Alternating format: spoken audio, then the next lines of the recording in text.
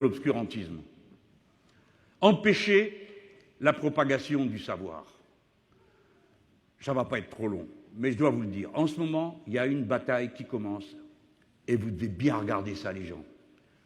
Parce que nous autres, qui venons du commun, nous avons toujours cru que c'est par les études que nos enfants amélioreront la situation, leur situation de vie, et pas seulement leur situation matérielle, aussi leur situation morale, intellectuelle. L'apprentissage, chez les êtres humains, produit ce qu'on appelle une culture cumulative. Nous sommes tous les enfants de milliers de livres écrits avant nous, de milliers d'expériences qui ont été vécues. Les êtres humains ne sont rien sans le savoir qu'ils ont en partage. D'où l'importance de continuer à partager le savoir, à le partager sans condition.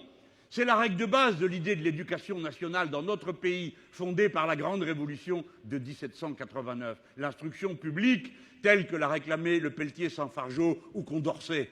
On apprend à tout le monde, parce que plus on apprend, plus on est savant et plus tout le monde avance.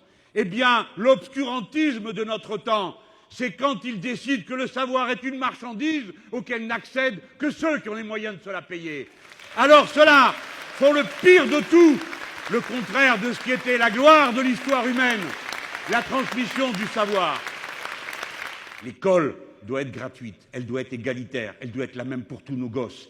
Eux, ils fabriquent des établissements qui sont des établissements qui permettent la sécession des riches et de leurs enfants. Je viens maintenant sur le dernier point de l'obscurantisme.